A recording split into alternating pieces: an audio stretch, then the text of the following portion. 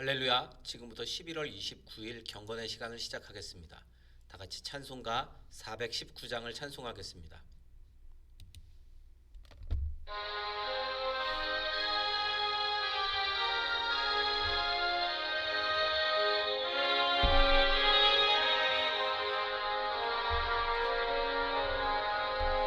주 날개 밑 내가 편안히 쉬네. 밤 깊고 비바람 불어쳐도 아버지께서 날 지켜주시니 거기서 편안히 쉬리로다. 주 날개 밑 평안하다. 그 사랑 끈을 잡으며 주 날개 밑 내 쉬는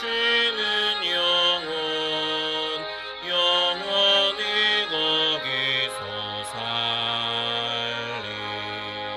주 날개 밑 나의 피난처 되니 거기서 쉬기를 원하노라.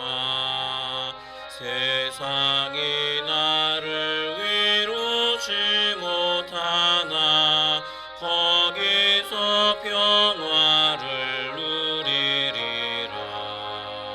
주 날개 밑 평안하다.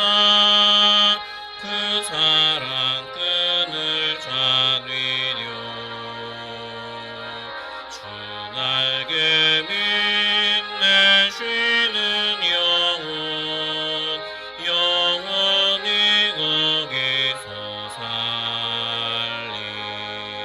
주 날개 밑 참된 기쁨이 있네. 고달픈 세상 길 가는 동안 나 거기 숨어 돌보심을 받고 영원한 안식을 얻으리라. 주 날개 밑 평안하다. 그 사랑 끈을 잡으며 주 날개 밑 내 쉬는 영원히 거기서 살리.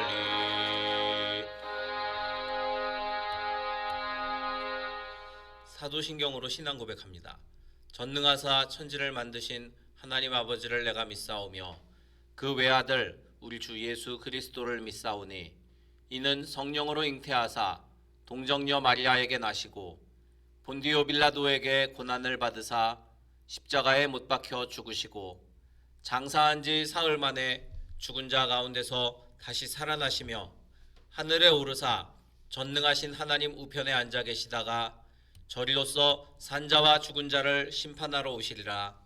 성령을 믿사오며 거룩한 공회와 성도가 서로 교통하는 것과 죄를 사하여 주시는 것과 몸이 다시 사는 것과 영원히 사는 것을 믿사옵나이다. 아멘. 하나님의 말씀은 사사기 20장 1절부터 18절까지의 말씀입니다. 사사기 20장 1절부터 18절까지의 말씀을 다 같이 한 목소리로 함께 읽겠습니다.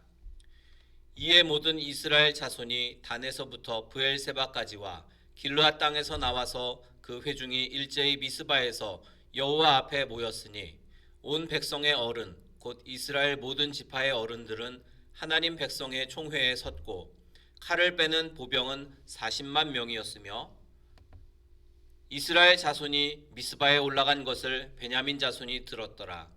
이스라엘 자손이 이르되 이 악한 일이 어떻게 일어났는지 우리에게 말하라 하니 레위 사람 곧 죽임을 당한 여인의 남편이 대답하여 이르되 내가 내 첩과 더불어 베냐민에 속한 기브아에 유숙하러 갔더니 기브아 사람들이 나를 치러 일어나서 밤에 내가 묵고 있던 집을 에워싸고 나를 죽이려 하고 내 첩을 욕보여 그를 죽게 한지라. 내가 내 첩의 시체를 거두어 쪼개서 이스라엘 기업에 온 땅에 보냈나니 이는 그들이 이스라엘 중에서 음행과 망령된 일을 행하였기 때문이라. 이스라엘 자손들아, 너희가 다 여기 있은즉 너희의 의견과 방책을 낼지니라 하니라.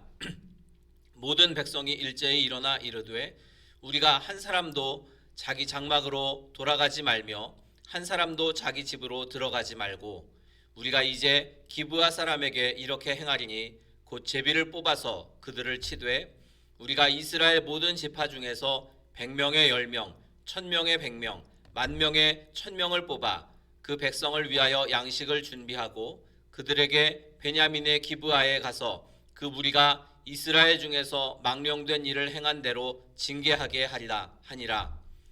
이와 같이 이스라엘 모든 사람이 하나같이 합심하여 그 성읍을 치려고 모였더라. 이스라엘 지파들이 베냐민 온 지파의 사람들을 보내어 두루 다니며 이르기를 너희 중에서 생긴 이 악행이 어찌 됨이냐.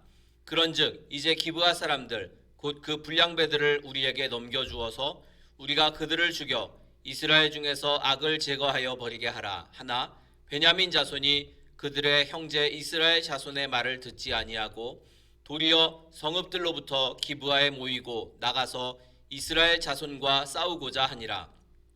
그때에 그 성읍들로부터 나온 베냐민 자손의 수는 칼을 빼는 자가 모두 26,000명이요 그 외에 기브아 주민 중 택한 자가 700명인데 이 모든 백성 중에서 택한 700명은 다 왼손잡이라 물매로 돌을 던지면 조금도 틀림이 없는 자들이더라. 베냐민 자손 외에 이스라엘 사람으로서 칼을 빼는 자의 수는 40만 명이니 다 전사라.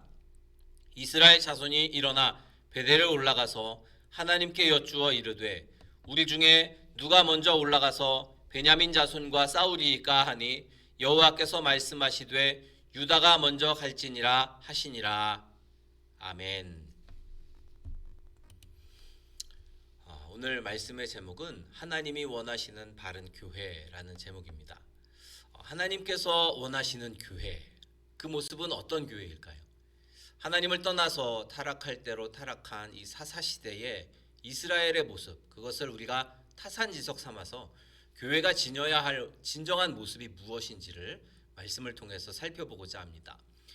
이 레위 사람의 첩의 시체를 이제 이스라엘 전역으로 보낸 사건, 우리가 이 지난 시간에 보았던 그 말씀 가운데 나타나 있습니다. 근데 이러한 그의 행동이 이스라엘 가운데 참으로 놀라운 반응을 이끌어내었습니다. 그래서 무려 40만 명이나 되는 사람들이 이제 한 곳에 모여들게 됩니다.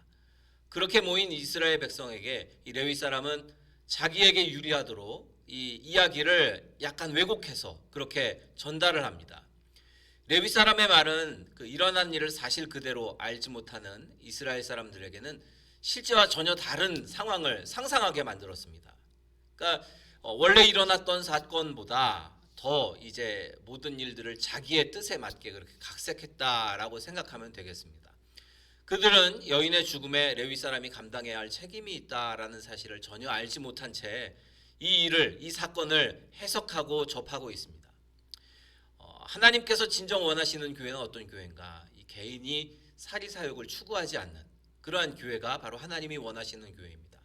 이 레위 사람의 개인적인 보복을 위해서 많은 사람들이 동원되었고 또 비극적인 사건이 오늘 말씀에 펼쳐지게 되는데 이처럼 이 한 공동체, 특별히 교회가 자칫하면 한 사람의 사리사욕을 위해서 움직일 수 있다. 그것을 우리가 이 말씀을 통해서 볼 수 있습니다.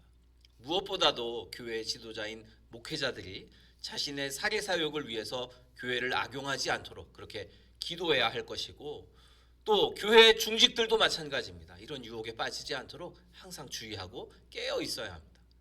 자신의 야망을 이루기 위해서 교회를 좌지우지하는 그러한 모습들, 이것은 하나님이 절대로 기뻐하지 않는 모습입니다. 그러므로 우리가 항상 조심해야 합니다. 교회를 이용해서 내 욕심을 채우고 사리사욕을 채우는 일들, 이런 일들이 절대 일어나서는 안 될 것입니다. 이제 이스라엘 백성들이 토막난 시체를 보고 흥분한 상태로 모여들었는데 이 레위 사람의 말을 듣고 더 흥분을 했습니다. 그래서 이 기브아 사람들의 악행을 처벌하기로 결정을 했는데, 그들은 사실은 이 레위 사람의 말만 듣고 결정할 것이 아니라 먼저 이 고소당한 당사자들, 그러니까 이 피고소인들의 말을 듣고, 그래서 양쪽 말을 다 듣고 무엇이 사실이고 이 사실관계를 잘 이제 그 파악을 했어야 했습니다. 그러나 그들은 그렇게 하지 않습니다.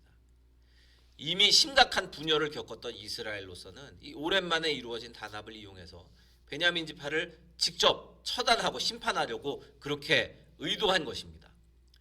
하나님이 원하시는 교회는 물론 연합하는 교회입니다. 그런데 그 연합이 하나님의 뜻을 이루기 위해서 연합하여야 합니다. 이스라엘의 연합은 하나님의 뜻을 이루기 위한 연합이 아니라 이 베냐민 지파의 진멸을 위해서, 사실 하나님의 뜻은 가나안의 거민들, 가나안 땅에 살고 있는 원주민들을 진멸하는 것이었는데 그것이 아니라 자기 그 동족을 이제 진멸하기 위해서 그들이 모였습니다. 교회도 마찬가지입니다. 아무리 교회의 연합이 중요하다 할지라도 그 연합에 앞서서 이 연합을 통해서 이루고자 하는 목적이 무엇인가, 그것을 먼저 점검해 보아야 합니다. 우리는 무엇을 위해서 모이고 있는가? 교회는 하나님의 선한 일을 이루기 위해서 함께 연합하고 모여야 합니다. 지금 여러분들은 왜 모이고 있습니까? 우리는 왜 모여서 하나님의 말씀을 듣고 또 예배를 드립니까? 저도 여러분도 그 목적이 무엇인지를 분명히 알고 있어야 합니다. 우리는 분명한 목적을 위해서 연합해야 하고, 그 목적은 사람의 뜻이 아니라 하나님의 뜻을 이루기 위한 것, 반드시 하나님의 뜻을 이루기 위해서 우리가 연합해야 할 것입니다. 이스라엘 사람들은 일방적으로 이제 판단을 내린 후에 베냐민 지파에게 범인들을 내어놓으라 통보합니다. 그러자 베냐민 지파도 이제 반발심이 일어난 것입니다. 다른 지파들이 상황도 알아보지도 않고 판단을 내려서 자신들을 위협하는 그 모습을 보고 그 이스라엘 다른 지파들의 요구를 베냐민 지파가 듣지 않았습니다. 그들은 도리어 각 성읍에서 기브아에 모여서 이스라엘 자손과 싸울 태세를 갖추었습니다. 가나안과 싸워야 할 이스라엘이 동족을 죽이는 전쟁을 준비하고, 또 누가 먼저 싸워야 할지, 어느 지파가 먼저 나가야 할지를 하나님께 묻기까지 하는 어처구니 없는 일이 오늘 말씀에 일어나고 있는 것입니다. 그렇기 때문에 이 하나님이 원하시는 교회, 그 교회는 바로 하나님의 뜻이 무엇인지 신중하게 분별해야 합니다. 이스라엘은 베냐민 지파를 치러 가는 것이 하나님의 뜻인지 먼저 여쭈어 보았어야 했는데, 그렇지 않고 누가 먼저 올라가서 쳐야 하는지, 그러니까 이미 칠 결정을 해놓고 하나님께 누가 먼저 가리까 하고 그렇게 여쭈었던 것입니다.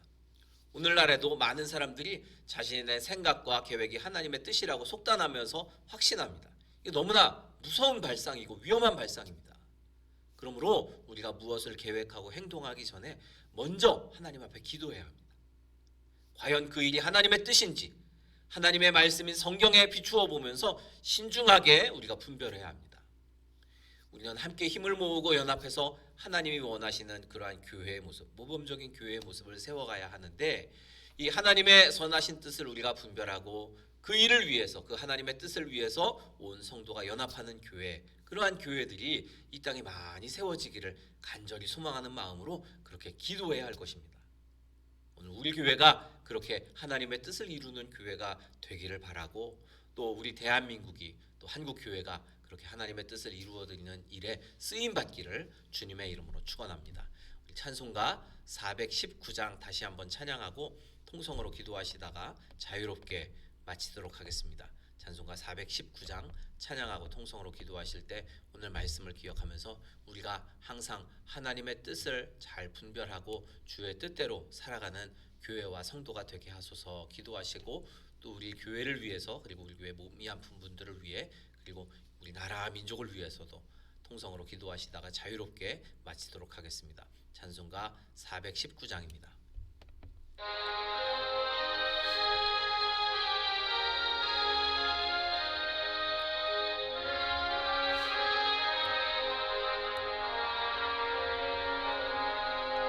주 날개 민 내가 편안히 쉬네. 밤 깊고 비바람 불어쳐도 아버지께서 날 지켜 지켜주시니 거기서 편안히 쉬리로다. 주 날개 밑 평안하다. 그 사랑 끈을 잔위뇨. 주 날개 밑 내 쉬는 영혼 영원히 거기서 살리. 주 날개 밑 나의 피난처 되니 거기서 쉬기를 원하노라. 세상이 나를 위로치 못하나 거기서 평화를 누리리라. 주 날개 밑 평안하다. 그 사랑 끈을 잔위뇨. 주 날개 밑 내 쉬는 영혼 영원히 거기서 살리. 주 날개 밑 참된 기쁨이 있네. 고달픈 세상 길 가는 동안 나 거기 숨어 돌보심을 받고 영원한 안식을 얻으리라. 주 날개 밑 평안하다. 그 사랑 끈을 잔위뇨. 주 날개 밑 내 쉬는 영혼 영원히 거기서 살리. 주여 세 번 부르짖어 기도합니다. 주여 주여